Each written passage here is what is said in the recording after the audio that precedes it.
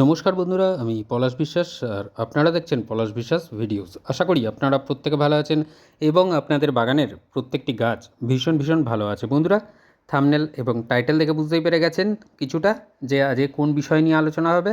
হ্যাঁ বন্ধুরা, জবা গাছে ভার্মি কম্পোস্টের সাথে এই দুটি উপাদান মিশিয়ে দিন।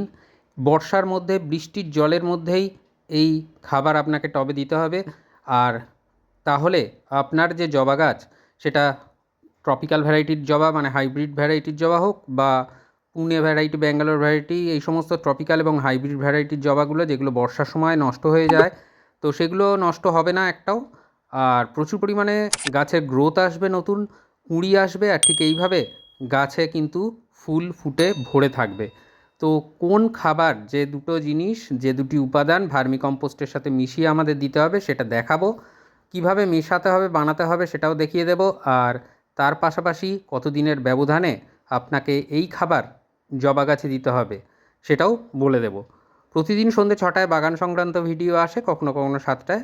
তো যারা এখনও চ্যানেলটা সাবস্ক্রাইব করেননি, অনুরোধ করবো সাবস্ক্রাইব করে নোটিফিকেশান বাটনটা অল করে রেখে দিন, তাহলে আমি যখনই ভিডিও দেবো তার নোটিফিকেশান কিন্তু আপনাদের মোবাইল, কম্পিউটার অথবা টিভি স্ক্রিনে পৌঁছে যাবে। যদি নোটিফিকেশান মিস করে যান তাহলে কিন্তু যেটা হচ্ছে সেটাই হবে। অনেকেই প্রশ্ন করছেন অথচ আমি সেই গাছের ভিডিও আগের দিন দিয়েছি কি দুদিন আগে দিয়েছি, সেই গাছের ভিডিও নিয়ে মানে সেই গাছের পরিচর্যা নিয়ে জানতে চাইছেন। তো এই জিনিসটা হবে না, সমস্যাটা হবে না। তো যাই হোক, জবা গাছের যে ট্রপিক্যাল জবা, পুনে, ব্যাঙ্গালোর, আমেরিকান, অস্ট্রেলিয়ান ইত্যাদি ইত্যাদি হাইব্রিড জবাগুলো, তাদেরকে কী পরিচর্যা করতে হবে? হ্যাঁ, এই পরিচর্যাটা অবশ্যই কিন্তু দেশি জবা গাছেও করবেন। খুব ভালো রেজাল্ট আপনারা কিন্তু পেয়ে যাবেন দেশি জবা থেকে। এবং যে সমস্ত বিদেশি জবা বলা হয় বা অন্য অন্য জায়গার, রাজ্যের যে সমস্ত নাম দিয়ে যে জবাগুলো আছে বা দেশের নাম দিয়ে, সেগুলো কিন্তু খুব ভালো কাজ করবে। তো এখন স্ক্রিনে যে গাছটি দেখতে পাচ্ছেন, এই গাছটার উপরে দেখাবো। এটা আমার একটা 10 ইঞ্চি টবে বসানো আছে। তো এই গাছটা রিসেন্ট মানে 1 থেকে 1.5 মাস হবে হয়তো। আমি ছোট্ট কীরকম পুনে ভ্যারাইটির জবা পাওয়া যায় সেটা আপনারা জানেন। তো সেই গাছটায় আমি বসিয়েছিলাম। তো সেই গাছটার বৃদ্ধি দেখুন কিভাবে দ্রুততার সাথে হচ্ছে। সম্পূর্ণ অর্গ্যানিক পদ্ধতিতে আমি কিন্তু এই গাছটার টবের মাটিটার খাবার প্রদান করে থাকি। তো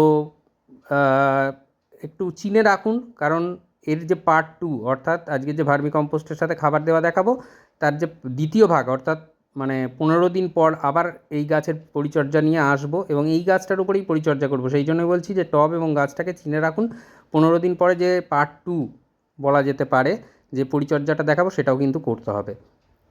তো টবের দেখুন টানা বৃষ্টি হচ্ছে, মিডিয়াতে কিন্তু জল নেই, আর মানে জমে নেই।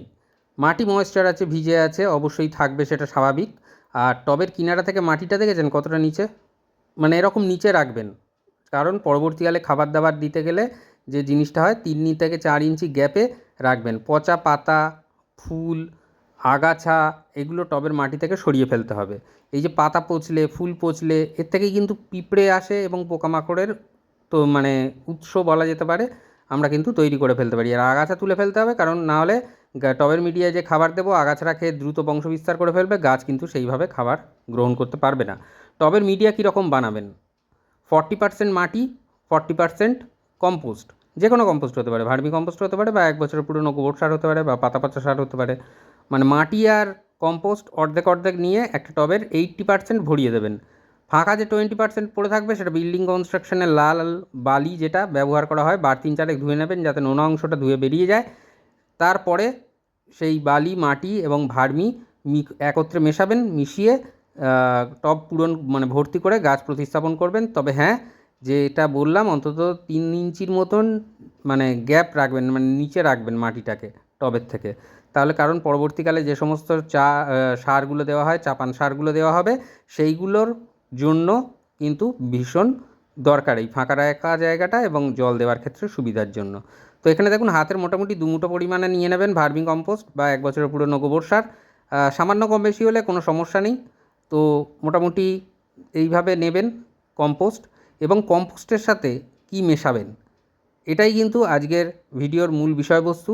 যে জিনিসটা মেশানো দেখাবো সেই জিনিসটা কিন্তু ম্যাজিকের মতো কাজ করে বর্ষাকালে জবা গাছে, গোলাপ গাছে, গোলাপ গাছেও দিতে পারেন। তো গোলাপ গাছে কীভাবে দিতে হবে, একটু ভিন্নভাবে দিতে হবে, নিয়ে আসবো পরিচর্যার ভিডিও। তো যেটা দেখাচ্ছি যে এই যে টবটাকে ভালো করে দেখে নিন, গাছটাকে ভালো করে দেখে নিন, কারণ এই গাছটার উপরে, এই টবটার উপরেই কিন্তু আমি দ্বিতীয়বার পার্ট 2 15 দিন পরে পরিচর্যা কী হবে সেটা নিয়ে আসব। তো বৃষ্টি বিক্ষিপ্তভাবেই হয়ে চলেছে কম বেশি। তো এর সাথে যেটা প্রথম উপাদানটা মেশাবে, দুটো উপাদান মেশাতে হবে আমি বলেছি ভার্মি কম্পোস্টের সাথে। তো প্রথম উপাদান যেটা হিউমিক অ্যাসিড, ডাস্ট ফর্মেশনে আছে, মোটামুটি 1 চা চামচের মতন আমরা নিয়ে নেব হিউমিক অ্যাসিড। যাদের কাছে লিকুইড ফর্মেশনে আছে তারা কি করবেন, তারা 1 লিটার জলে 1 ml নেবেন, নিয়ে গুলে তার থেকে 300 ml তরল টবের মিডিয়ার মধ্যে দিয়ে দিতে দেবেন, কোনো সমস্যা নেই। ভার্মি কম্পোস্ট এবং অপর যে উপাদানটা মেশানো দেখাবো তার দেওয়ার পরে যেরকম জল দেওয়া হয় সেরকম হিউমিক অ্যাসিডটা দিয়ে দেবেন, মোটামুটি 250 থেকে 300 ml পর্যন্ত দেওয়া যেতে পারে। তো এই যে ডাস্ট ফর্মেশনে হিউমিক অ্যাসিড 1 চা চামচের মতন নিয়ে দিয়ে দিলাম, টেবিল চামচ নয় কিন্তু। এই 1 চা চামচ হিউমিক অ্যাসিড, একটা ভালো কোম্পানির হিউমিক অ্যাসিড দেখে নেবেন, যে কোনো মানে ভালো কোম্পানি হলে, ব্র্যান্ডেড হলে জিনিসটা ভালো হয়। আমি এর বিজ্ঞাপন করছি না, এটা আমি ব্যবহার করি, দারুণ রেজাল্ট পাই বন্ধুরা, সেই জন্য আপনাদের সাথে শেয়ার করলাম। আর হিউমিক অ্যাসিড কী কাজ করে যারা নতুন জানতে চান তারা আমার ভিডিও লিস্টে গিয়ে দেখতে পারেন বা ইউটিউবে সার্চ করে নিতে পারেন পলাশ বিশ্বাস ভিডিওস দিয়ে how to use humic acid.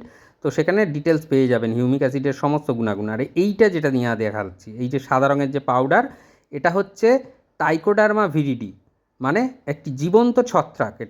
এটাও ছত্রাক, তো এটা জীবন্ত ছত্রাক, উপকারী ছত্রাক। এটাকে নিতে হবে 1/2 টেবিল চামচের মতন।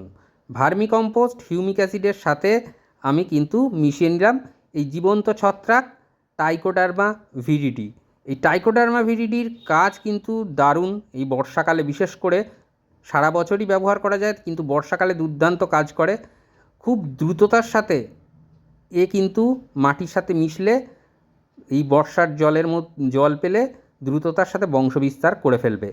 এবং যখনই উপকারী ছত্রাক আপনার টবের মাটিতে জন্মাবে এবং বংশবিস্তার করবে, তখন এরা কিন্তু যে ক্ষতিকারক যে ছত্রাকগুলো আছে টবের মিডিয়ায়, তাদেরকে কিন্তু মেরে ফেলবে। তো এর ফলে কোনোভাবে আপনার গাছের শিকড় ছত্রাক দ্বারা আক্রান্ত হবে না। আর সাথে হিউমিক অ্যাসিড দেওয়ার ফলে কী হবে, যে টবের মাটি থেকে যে খাবারের কণাগুলো আছে সেগুলো দ্রুত ভাঙবে এবং শিকড়, সর্বোপরি গাছের শিকড় মজবুত হবে, নতুন শিকড়ের জন্মগ্রহণ করবে, শিকড় বলিষ্ঠ হবে।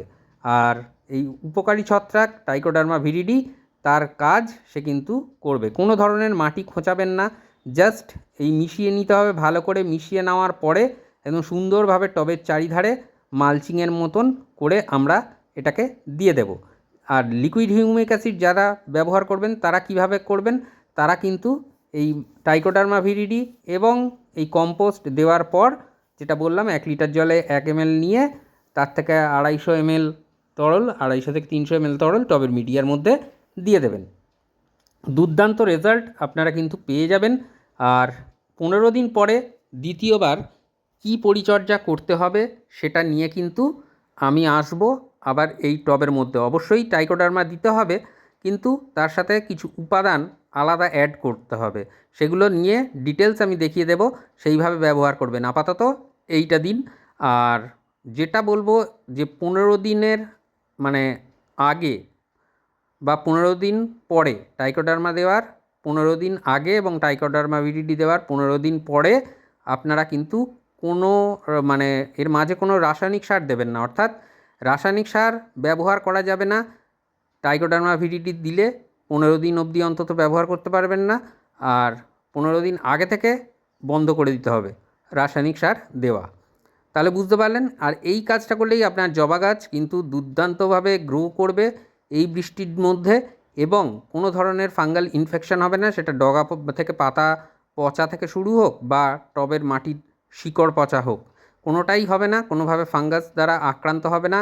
গাছ দুর্দান্তভাবে বেড়ে উঠবে, তার সাথে উপরি পাওনা হিসাবে আপনারা কিন্তু প্রচুর সংখ্যক ফুল পাবেন, ফুলের আকার বড় হবে আর তার পাশাপাশি রং উজ্জ্বল হবে। তো আশা করি বুঝতে পারলেন যে কী পরিচর্যা করতে হবে এই বৃষ্টির মধ্যে, ঝিরিঝিরি বৃষ্টির মধ্যে। আপনারা দিয়ে দিন গাছে এইভাবে ভার্মি কম্পোস্টের সাথে মিশিয়ে দুটি উপাদান। তো এই দুটো অর্গ্যানিক বা জৈব উপাদান মিশিয়ে দিলেই কিন্তু আপনার গাছ দীর্ঘদিন ধরে বাঁচবে, বর্ষায় কোনোভাবে ক্ষতিগ্রস্ত হবে না, খুব ভালো থাকবে। তো আশা করি বন্ধুরা বুঝতে পারলেন। তো এভাবেই করে ফেলুন আপনাদের সমস্ত প্রজাতির জবা গাছের উপরে এই পরিচর্যা। তো আজকের মতো এ পর্যন্তই, আবার আসছি আগামীকাল ঠিক সন্ধ্যে 6টায় নতুন কোনো গাছের পরিচর্যা বিষয়ক ভিডিও নিয়ে। ততক্ষণ সকল সুস্থ থাকুন, ভালো থাকুন, প্রচুর পরিমাণে গাছ লাগানোর পাশাপাশি দেখতে থাকুন পলাশ বিশ্বাস ভিডিওস। মন থাক চিরসবুজ, পৃথিবী হোক সবুজময়, এই বলে আজকে এখানেই সমাপ্ত করছি। হ্যাপি গার্ডেনিং বন্ধুরা, খুব ভালো থাকবেন সকলে, নমস্কার।